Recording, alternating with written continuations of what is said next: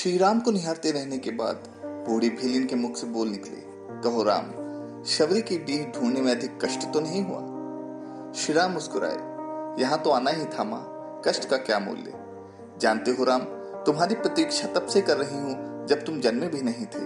यह भी नहीं जानती थी कि तुम कौन हो, कैसे दिखते हो और क्यों आओगे मेरे पास। बस इतना ज्ञात था कि कोई पुरुषोत्तम आएगा जो मेरी प्रतीक्षा का अंत करेगा। श्री राम ने उत्तर दिया, तभी तो मेरे जन्म से पहले ही तय हो चुका था कि राम को शबरी के आश्रम में जाना ही है। शबरी ने कहा, एक बात बताओ प्रभु, भक्ति के दो भाव होते हैं, पहला मरकट भाव और दूसरा मार्जर भाव। बंदर का बच्चा अपनी पूरी शक्ति लगाकर अपनी माँ का पेट पकड़े रहता है ताकि गिरे ना। उसे सबसे अधिक भरोसा माँ पर ही होता है और वह उसे पूरी शक्ति से थामे रहता है। यही भक्ति का भी एक भाव है जिसमें भक्त अपने ईश्वर को पूरी शक्ति से पकड़े रहता है, दिन रात उसकी आराधना करता है। पर मैंने यह भाव नहीं अपनाया। मैं तो उस बिल्ली के बच्चे की भांति थी जो अपनी माँ को पकड़ता ही नहीं बल्कि निश्चिंत बैठा रहता है कि माँ है ना, वह स्वयं ही मेरी रक्षा करेगी और माँ सचमुच उसे अपने मुंह में टांग कर घूमती है। मैं भी निश्चिंत थी कि मेरे प्रभु आएंगे ही, तो फिर मुझे उनकी क्या आराधना करनी। राम मुस्कुरा कर रह गए। शबरी ने पुनः कहा, सोच रही हूँ बुराई में भी तनिक अच्छाई छिपी होती। कहाँ सुदूर उत्तर के तुम, कहाँ घोर दक्षिण की मैं। तुम प्रतिष्ठित रघुकुल के भविष्य, मैं वन की भीलिनी। यदि रावण का अंत नहीं करना होता तो मुझे आपके दर्शन कहाँ होते। श्री राम गंभीर होकर कहने लगे, भ्रम में ना पड़ो माँ, राम क्या रावण का वध करने आया है?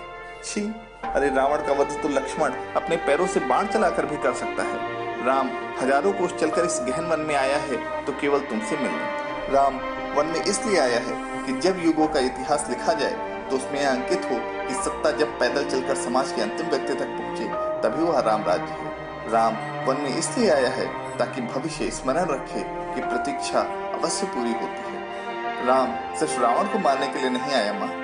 शबरी एकटक राम को निहारती रही। प्रभु राम ने फिर कहा, राम की वन यात्रा रावण युद्ध के लिए नहीं है माता। राम की यात्रा प्रारंभ हुई है भविष्य के आदर्श की स्थापना के लिए। राम ने अवतार लिया है ताकि विश्व को बता सके कि अधर्म का अंत करना ही धर्म है। राम आया है ताकि युगों को सीख दे कि विदेश में बैठे शत्रु की समाप्ति के लिए आवश्यक है कि पहले देश में बैठी उसकी समर्थक शूर्पणखाओं की नाक काटी जाए और हर दूसरों का घमंड तोड़ा जाए। और राम आया है ताकि युगों को बता सके कि रावण से युद्ध केवल राम की शक्ति से नहीं बल्कि वन में बैठी शबरी के आशीर्वाद से जीते जाते हैं। शबरी की आंखों में नीर भर आया था। उन्होंने बात बदलकर कहा, कंद खाओगे श्री राम? राम मुस्कुराए और बोले, बिना खाए जाऊंगा भी नहीं माँ। शबरी अपनी कुटिया से कंद लेकर आई और राम के समक्ष रख दिए। राम और लक्ष्मण खाने लगे तो माता शबरी ने पूछा, मीठे हैं ना प्रभु? यहाँ आकर मैं मीठे और खट्टे का भेद भूल गया हूँ। बस इतना समझ रहा हूँ कि यही अमृत है। शबरी मुस्कुराई और बोली, सचमुच तुम मर्यादा पुरुषोत्तम हो राम।